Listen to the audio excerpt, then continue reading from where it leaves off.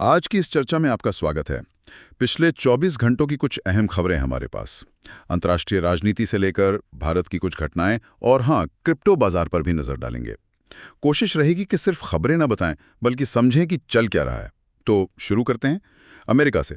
वहां सीनेट में कुछ हुआ है। हाँ, कोई महत्वपूर्ण वोट? हाँ बिल्कुल। एक बड़ा टैक्स और खर्च पैकेज था पूर्व राष्ट्रपति ट्रंप के समय का, और वो पास हो गया है, लेकिन बस एक वोट से 51-50। सिर्फ एक वोट? अच्छा। हाँ, ये दिखाता है कि माहौल कितना बटा हुआ है। और उनकी व्यापार नीति में भी कुछ बदलाव की बातें हैं, जैसे जापान पर टैरिफ। हाँ, ये बात भी चल रही है। जापान जैसे सहयोगी पर टैरिफ बढ़ाना, ये सोचने वाली बात है। मतलब क्या ये वैश्विक व्यापार संबंधों की दिशा बदल रहा है?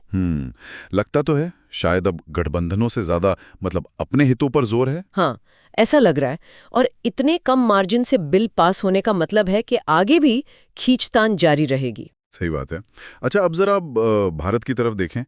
एक एक बहुत दुखद खबर आई है इंदौर देवास हाईवे से। हाँ, मैंने भी पढ़ा वो ट्रैफिक जैम वाली घटना। हाँ, 40 घंटे से ज्यादा लंबा जाम, और उसमें 3 लोगों की जान चली गई। बहुत ही भयानक। बहुत दुखद। 40 घंटे, ये तो।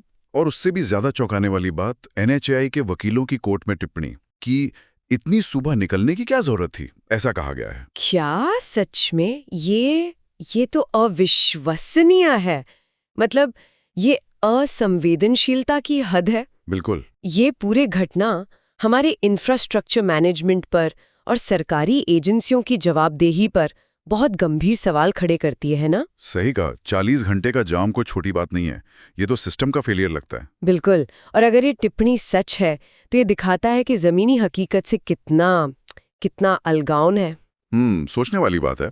लेकिन भारत से ही एक अच्छी खबर भी है। क्या है? केरल से। वहाँ कुदुम्बश्री कार्यक्रम है ना, जो महिलाओं के सेल्फ हेल्प ग्रुप्स के लिए काम करता है। हाँ, सुना है। काफी सफल कार्यक्रम है। उन्होंने रेडियो श्री नाम से एक ऑनलाइन रेडियो स्टेशन शुरू किया है। अरे वाह, ये तो बहुत बढ़िया पहल है। ये दिखाता है कि कैसे टेक्नोलॉजी का इस्तेमाल जमीनी स्तर पर लोगों को जोड़ने, उन्हें सशक्त बनाने के लिए हो सकता है। हाँ, जहाँ एक तरफ हाईवे वाली घटना व्यवस्था की कमजोरी दिखाती है, वहीं ये पहल समुदाय की अपनी ताकत दिखाती है। रेडियो, चाहे ऑनलाइन हो, लोगों तक सीधी पहुंच बनाता है। जानकारी, शिक्षा, ये समुदाय को मजबूत करने का एक शानदार तरीका है। बिल्कुल। एक उम्मीद जगाती है ये खबर। चलिए अब थोड़ा क्रिप्टो बाजार की तरफ चलते हैं।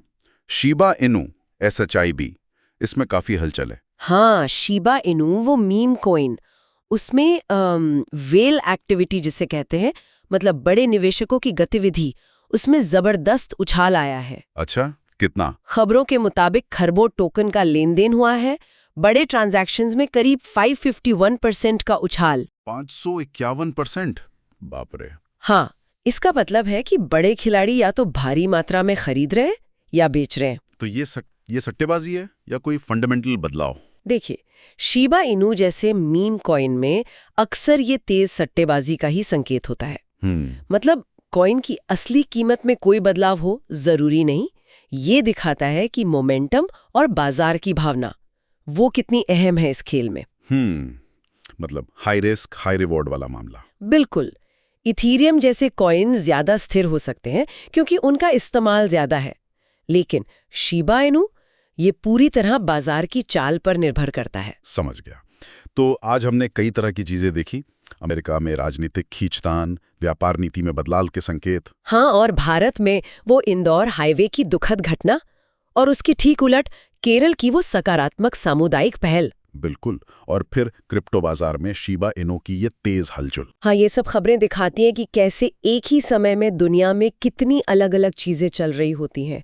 वैश्विक राजनीति, स्थानीय मुद्दे, मानवीय त्रासदी, सामुदायिक कोशिशें और वित्तीय बाजार की उठापटक, सब एक साथ।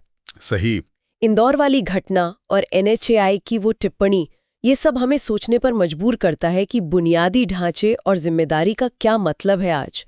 और ये हमें एक सवाल के साथ छोड़ जाता है ना, जब हम ये सब देखते हैं, एक तरफ हाईवे पर त्रासदी, दूसरी तरफ एक छोटा सा सामुदायिक रेडियो, तो ये आज के समय में हमारी सामाजिक जिम्मेदारियों और मानवीय प्राथमिकताओं के बारे में क्या कहता है? हम अपना ध्यान कहाँ लगा रहे हैं?